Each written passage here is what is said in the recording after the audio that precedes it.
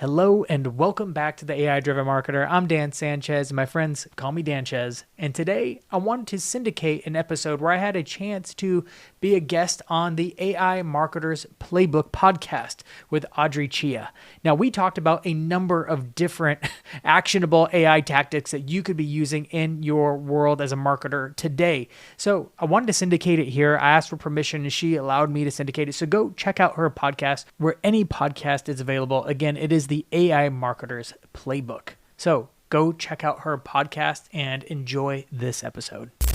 Thank you for being on. We would love to know more about you. How did you get started and, in this crazy world of AI?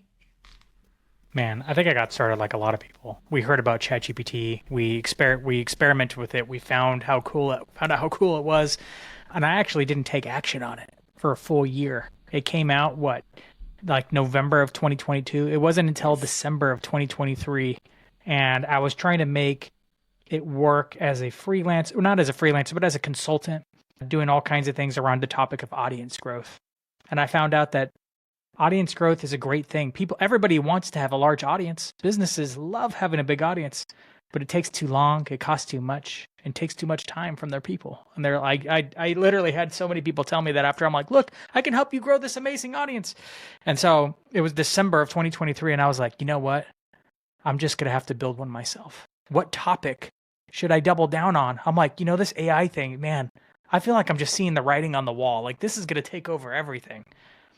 I wonder what podcasts are out there about it. So I went searching for some podcasts, and I could hardly find any dedicated to just marketing. There's lots of AI podcasts just talking about the ethereal, the Terminator scenario. But I was like, who's out there doing some practical stuff that I can actually learn from? Because this AI thing's going to be big. Who's out there doing the work, testing things, showcasing what worked, what didn't, from a marketing perspective? And I just couldn't really find any good shows. There's maybe like 4 or 5. And so I was like, well, I'm a podcaster. Maybe this is the thing. And so I rolled up my sleeves and I started just interviewing people that were doing cool stuff. And I started building my own custom GPTs, had just launched onto the scene back then. So I started building those, experimenting, making some cool stuff, sometimes failing and spending a lot of hours trying to make something work, all to find out it can't. It's funny, a lot of those early experiments now work because the models have just gotten better. So that's kind of cool. But man, it's just been a lot of trial and error and just putting in the time. And as other podcasts and YouTube channels came about, you stay up to date with the information. As books come out, you read them. But mostly just trial and error, experimenting, finding all the different things that I know about marketing and seeing how well AI could do it if you put it to the test. And so I've documented the journey on the AI-driven marketer.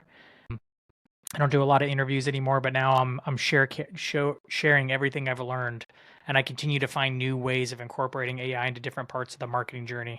So it's been quite a ride. Yeah, it's been wow, right? And I think it's amazing because there is no playbook. So you are literally writing the playbook and teaching it and sharing it as you journey along. And because AI is always evolving, you get so many different insights. And you're like, okay, maybe I can do it this way. Maybe I can do it that way. And I know since you've experimented with, so many tools and workflows, what are perhaps a few interesting use cases that, people may not know of?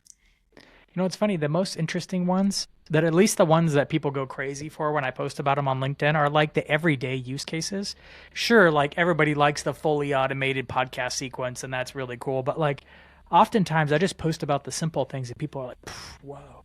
I just got back from Home Depot. It is like 9:07 p.m. I was just at Home Depot an hour ago, and I pulled up to the paint. I just bought like a tester can of paint. I'm like, has anybody been in here telling you that ChatGPT told him to buy a color? He's like, no. I'm like, you will. Let me show you something. I pull up my phone, the guy who mixes the paint behind the counter. I'm like, I took a picture of my guest room and said, hey, ChatGPT, make it more adventurous. That's kind of the theme I was going for, but it was like half done. It wasn't finished. I needed an interior designer to be like, no, these curtains, this rug, this pillow, repaint the walls. I needed that, but I didn't know how to put the bow on. I didn't know how to finish it. ChatGPT, no problem. Makes a little image, recreates my room. Yeah, the window in the background moved more, but like for the most part, it was the room. And it was redecorated to look more adventurous. And of course, I asked ChatGPT, what color did you paint the walls there? Give it to me in Home Depot Bear, which is a brand of paint. and it gave me all the color codes of what to look for. I just bought a can of the exact paint it told me to buy.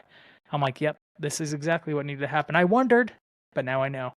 Now that I saw the picture of it completed, I'm like, hey, make me an Amazon shopping list of all these items. It got about half of them right. Some of them like needed different colors, but it did remarkably well. It's use cases like that that people don't even think to apply it to. I use ChatGPT to help me fix anything, anytime I get stuck. It could be a little relational thing like, I need to respond to so and so, but I'm not sure how to respond to this particular email. What are some different approaches I could take, ChatGPT? Well, here's some approaches. Here's the one I would recommend. You're like, thanks. And that's the answer. I was worrying about it all day. I should have just asked earlier, and now I would have been worried about it all day.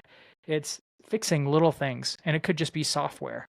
Like, right, we have Riverside that we're working with here. I've worked with Riverside a lot. I personally use Zencaster the most, but sometimes I have internet or bandwidth problems. ChatGPT is like an IT tech support that you have available 24/7, 365.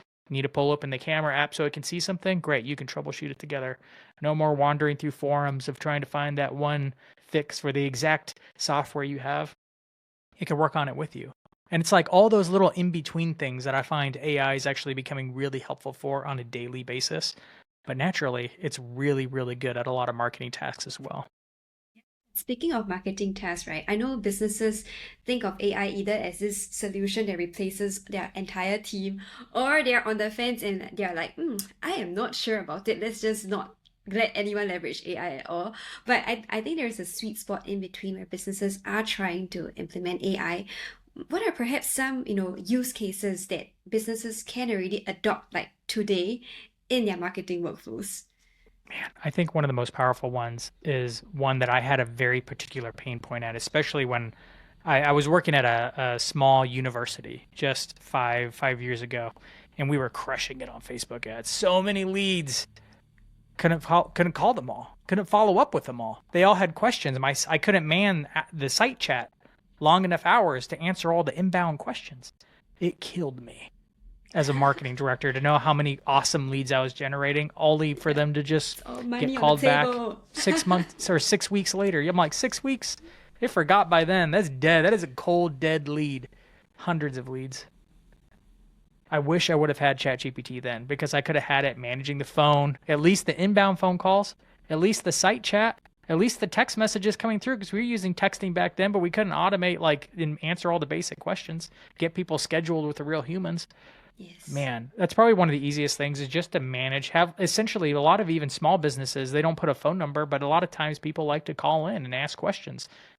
An AI solution for that can handle all of that.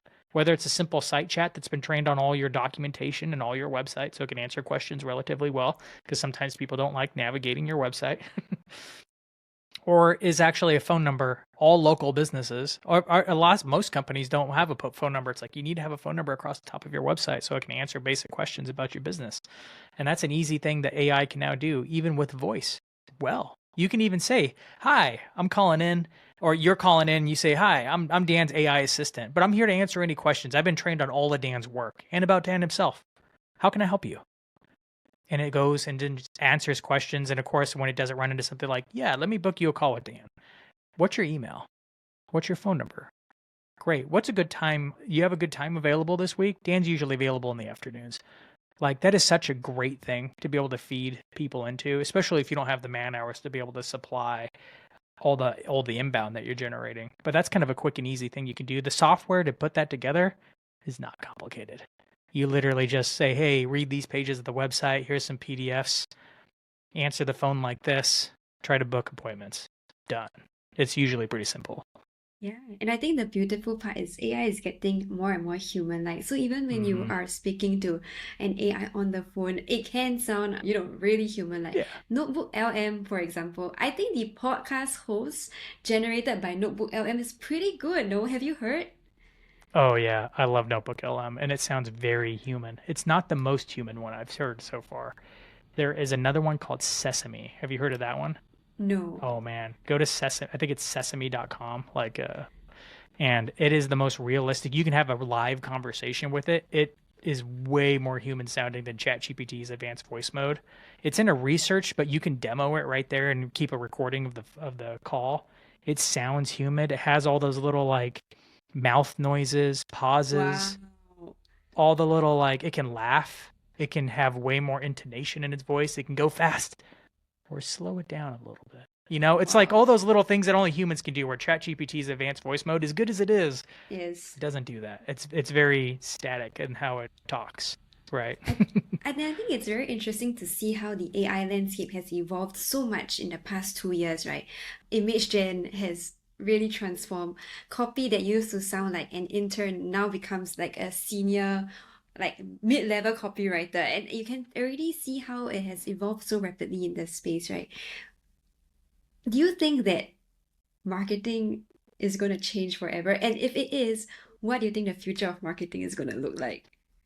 It's so hard to predict the future, but I think marketing will change dramatically. Dramatically will look very different 5 years from now. So there's kind of two different paths, two major paths it can go. And it's most likely to be somewhere in between. So, pessimistic path, lots of jobs get eliminated. Like 80% of jobs get eliminated because, let's be honest, if you have 10 marketers on the team and two of them like can 10x their work, or even 5x their work, you don't need 10 anymore. Two of them can do the work of 10 people now. So why would they keep everybody else? Chances are a lot of companies just won't fire everybody either if we go down that route. The good companies will just won't hire anybody anymore. They'll continue to grow, and then as people, leave for better jobs or get fired because they did something bad, they just won't replace them. So eventually you'll go from 10 to maybe like 5. A few stay on, 2 become really good, a third becomes pretty good with AI tools, and the other ones just kind of like, we'll just keep them around because we don't want to say we're firing people because AI. So there's going to be a lot of job loss. That's the pessimistic route. On the optimistic route, you know, historically, there's always been more jobs available every time a new technology comes around. That was true of every single innovation we've ever had. It makes more jobs. We just don't know what all those new jobs are going to be on the other side of this huge AI revolution. I Either think way, that's you're probably going to need to know AI because the few jobs that are definitely. left are going to be AI driven ones. All the new jobs are probably going to be AI driven ones, but it's probably going to be somewhere in between those jobs. The one thing I'm pretty certain of is that they're probably going to be AI driven. Definitely. I think I've spoken to quite a few like teams, right? So sales enablement teams that used to be 10 people, large, right?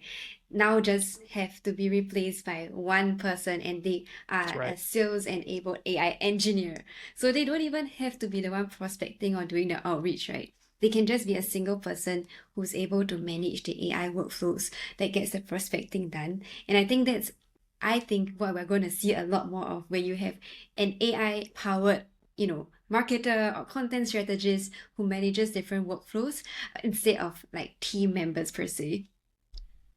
Yeah. Yeah, No, and it's going to get even crazier as the agents actually start to become more than just automations with AI baked into it, and they actually become much more agentic, and they can take action by themselves. They can log into your browser and do tasks across different tools that you have.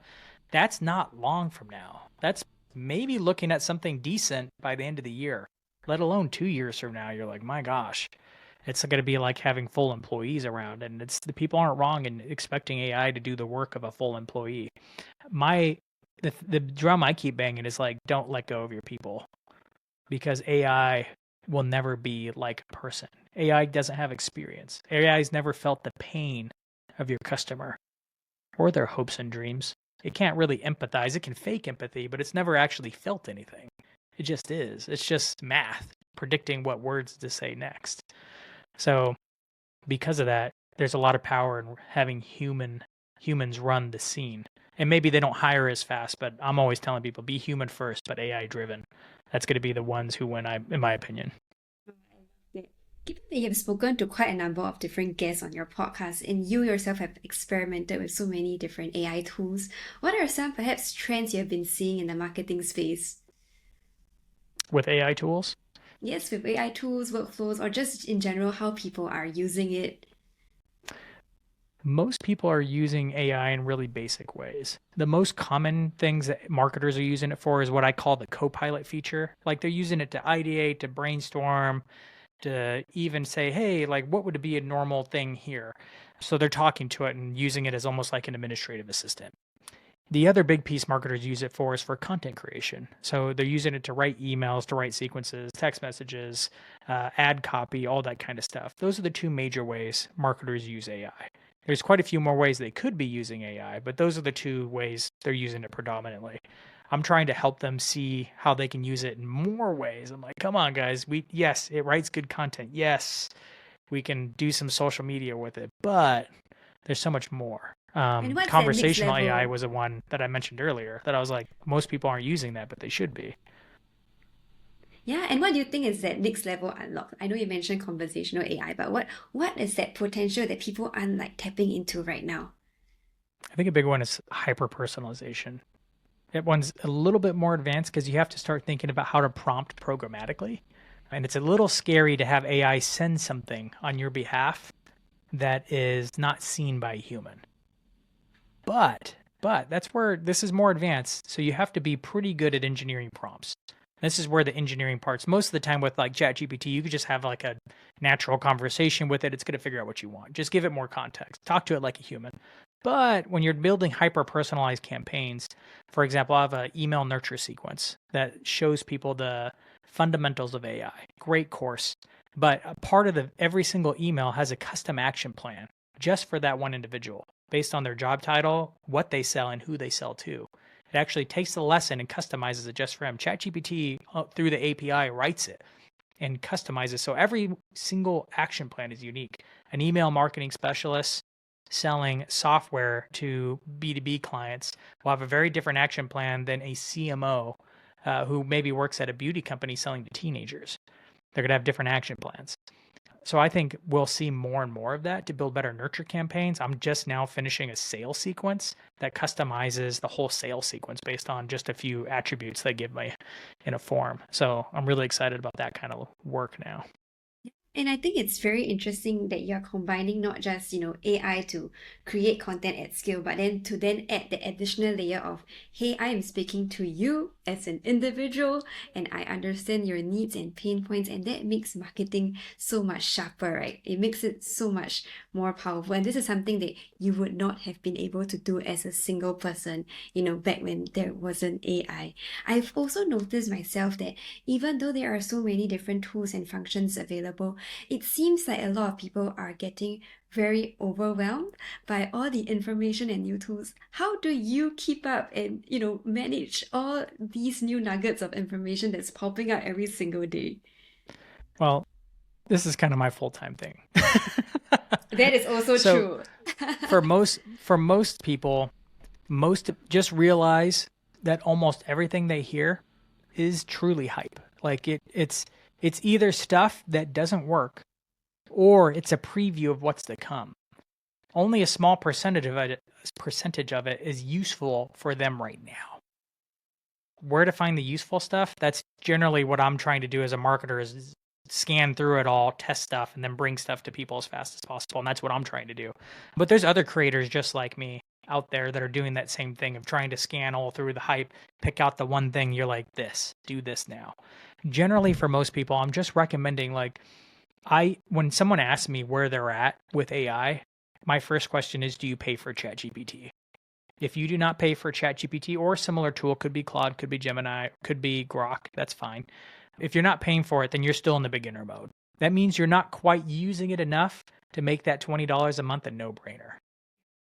If you are paying for ChatGPT, my next question is, cool, have you built a custom GPT yet? This is the next level of sophistication because now you're starting to think of like, not just how do I ask it one time for something, but how do I build a system so when I ask it, I don't have to include the same context over and over again. Or you take it a step farther and in custom GPT, you can build out multi-step processes that remembers, oh, when the person asks me for this, give them this, and then give them this. And then when they prompt me to go farther, do this. You can literally break down whole projects this way.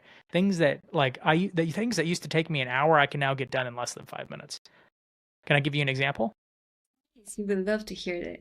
One of my favorite custom GPTs is called My Showrunner. I've actually released the whole showrunner. So if you want to see the instructions that powers it, so you can either steal it, build it for yourself, customize it, or just see how I did it as an example, you can go to myshowrunner.com and see the full example. So I just open source this. I'm like, here, look at the instructions, steal this. It's essentially something I use to prep for podcast interviews like this one, right? Because before you get on a call, you kind of have to look up the guest. And I like to look up the guest, think about the angle of the show, come up with some titles, pick a title so I know like what I'm shooting for here. And then based on that title, usually come up with like an intro, like you read at the very beginning, and a set of questions, maybe with an outro, maybe, and then an email to send to the guest. My showrunner comes up with all of that. And I start it by just copying and pasting the LinkedIn profile of the person I want to interview. I'm like, hey, paste. It's like, oh, you're interviewing Dan today. Great. Looks like they're into X, Y, and Z. What angle do you want to take for the show? And so I give an angle and it asks, great, based on that angle and based on your show premise, these are 10 titles that I think would work really well. After that, you pick a title and it's like, great, based on that show title, based on that premise, based on the direction of your show in general, here's a full outline. And it just does this really fast. I'm literally just saying yes, no, this one, that one. I'm just giving it input. I'm just reacting to what it gives me.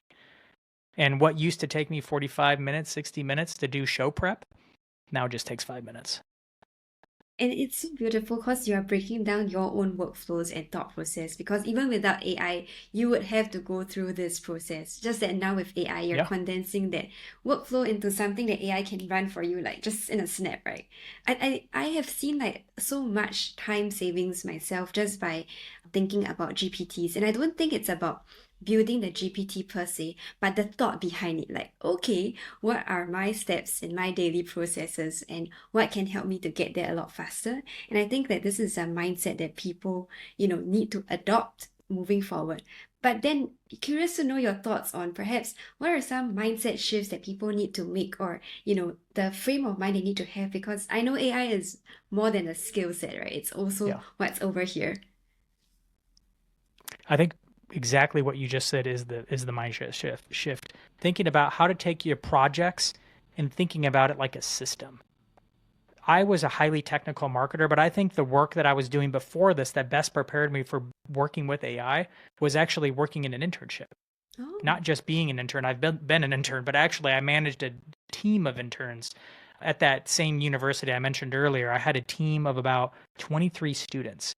I had a couple of staff members helping me manage this whole team, but the only way I was able to grow to actually utilize them, actually put them to work so that they were productive, writing blog posts that weren't just good, they were great. They were ranking #1 on Google for lots of our keywords. They were coming up with better social content. They were coming up with videos. They were doing a lot of great work. The only way I was able to do that was having very clearly defined job descriptions, very clearly defined standard operating procedures. And I would run them through it because I get a whole new group of students every September. And I'd have to onboard them, train them on the mission of the institution, how it connected to marketing and what we were trying to accomplish, what their specific job was connected back to the mission and everything, like working it down and then being like, okay, now that you understand the context of your job and what you're trying to do, let's work on your main task that you were going to be working on every day for the next year. Here's how it goes.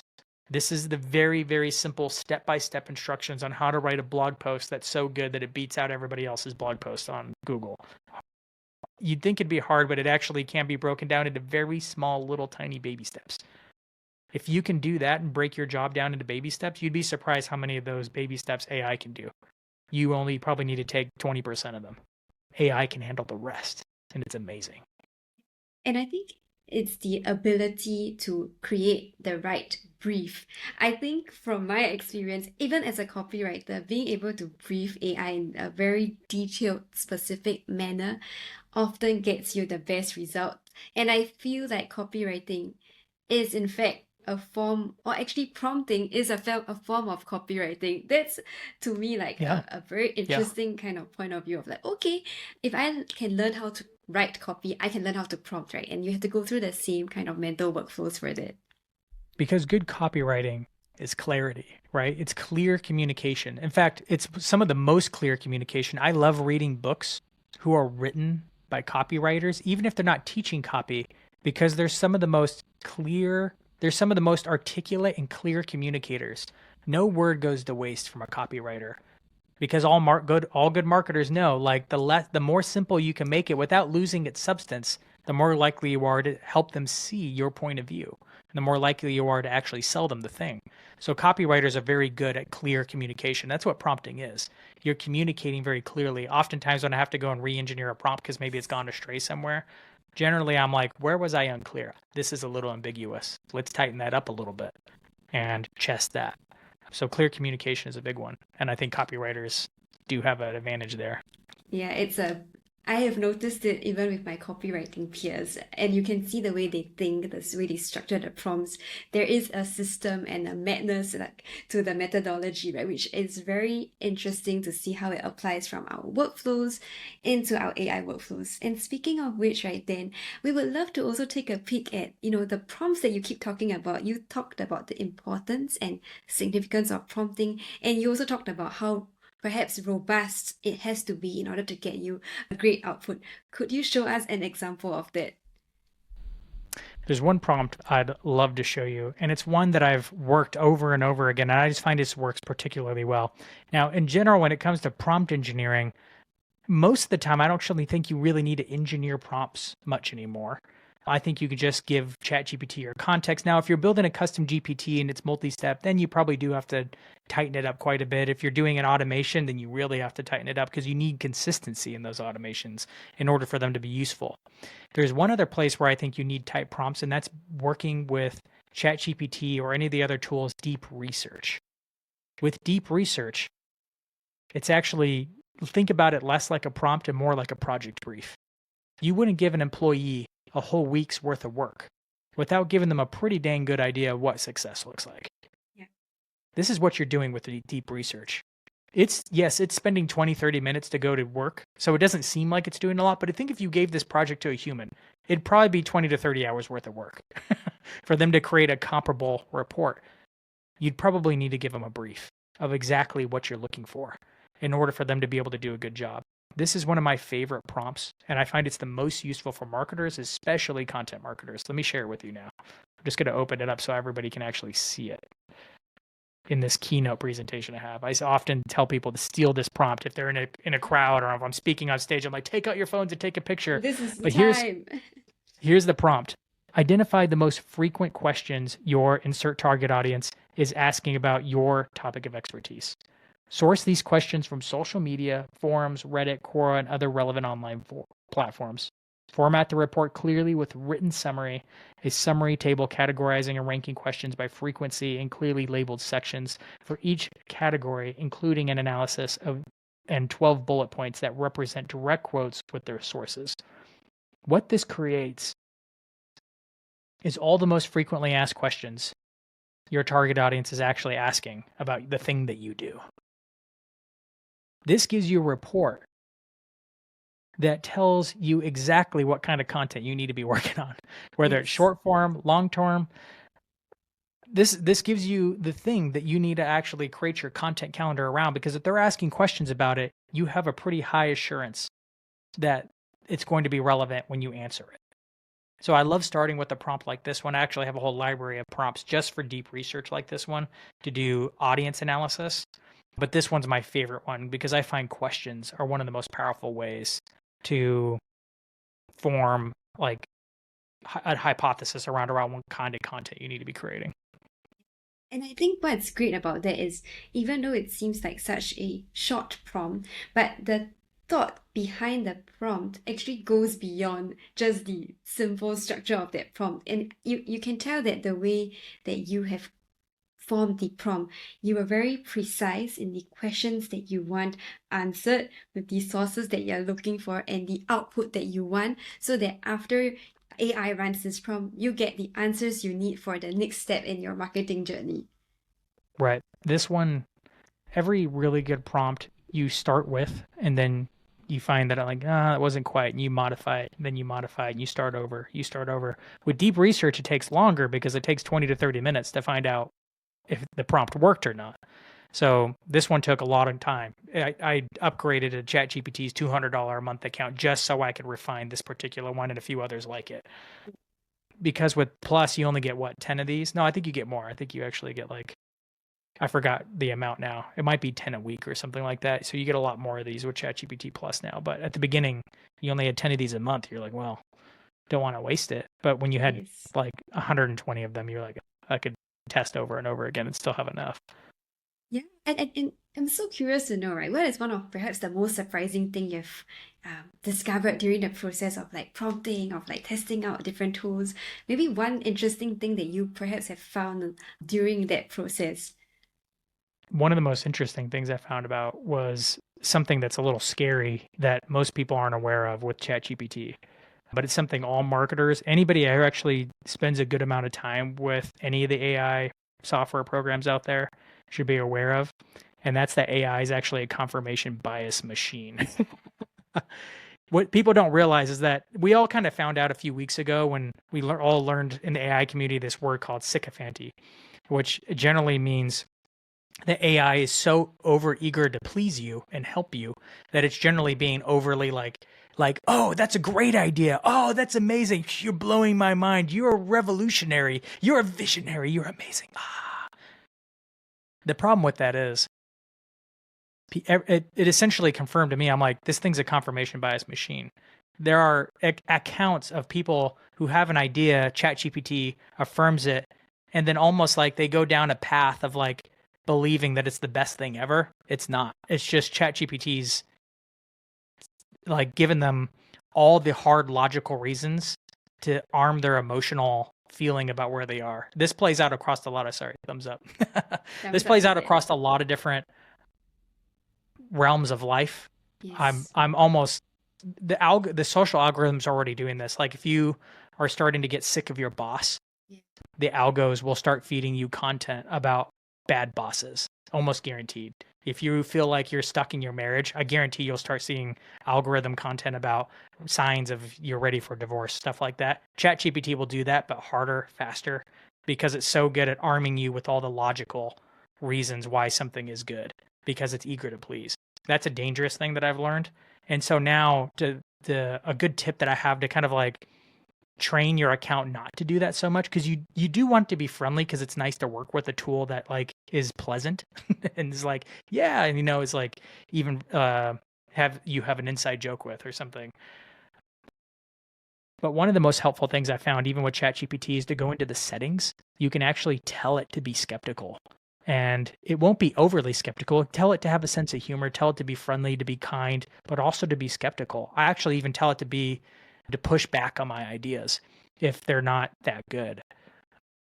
That's a general thing you can do at the account level settings. There's actually a little button called skeptical. Everybody needs to go in and tap that button right away.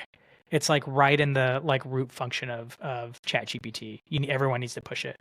The other thing you can do to protect yourself against that is to, when you give it an idea, say, tell me the reasons why this idea won't work. Help me be critical of this thought I have. Yes. If you invite it to give you criticism or feedback or have tough conversations with you, it will do so, but Yes. only if you invite it. Otherwise, you and it, ChatGPT and you, can run down passive delusion really, really fast. I think one thing that I found extremely useful is getting ChatGPT or any AI tool to critique the work that I put out. Like, what are some of my blind spots? Because as a human, you always want to feel like, okay, I've done great work. I've spent so much time on this. I know best.